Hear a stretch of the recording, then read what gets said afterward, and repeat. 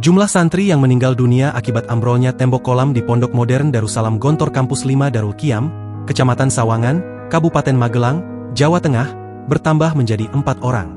Diketahui, ambrolnya tembok kolam tersebut terjadi pada Jumat, 25 April 2025, pagi.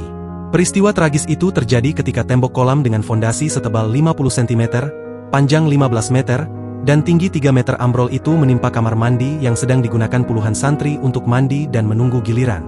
Koordinator Basarnas Unit Siaga SAR Borobudur, Basuki, menjelaskan bahwa proses penyelamatan dinyatakan selesai pada Jumat, 25 April 2025, pukul 23.30 waktu Indonesia Barat, setelah berlangsung selama 13 jam.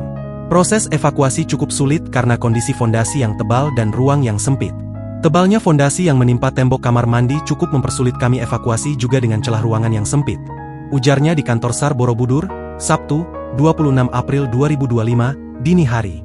Basuki menyebutkan bahwa para korban rata-rata meninggal akibat tertimpa fondasi dan mengalami patah tulang pada organ-organ vital.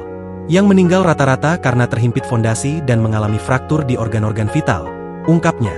Seluruh korban telah dibawa ke Rumah Sakit Umum Daerah Merah Putih untuk mendapatkan penanganan lebih lanjut.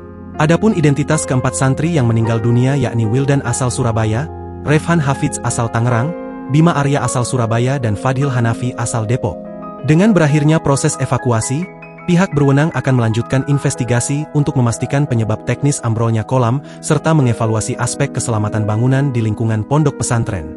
Diberitakan sebelumnya, tembok kolam penampungan air di Pondok Modern Darussalam Gontor Kampus 5 Darul Qiyam, Kecamatan Sawangan, Kabupaten Magelang, Jawa Tengah, ambrol dan menimpa kamar mandi di bawahnya pada Jumat, 25 April 2025. Dalam insiden tersebut, 4 santri meninggal dunia dan puluhan lainnya luka-luka.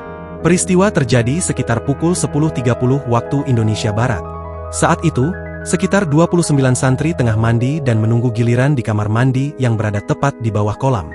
Tanpa tanda-tanda sebelumnya, tembok kolam setebal 50 cm, panjang 15 meter, dan tinggi 3 meter runtuh. Reruntuhan langsung menimpa kamar mandi, menyebabkan sejumlah santri terjebak di bawah material beton. Kepanikan pun terjadi. Santri lain dan pengurus pondok segera memberikan pertolongan awal sambil menghubungi tim penyelamat.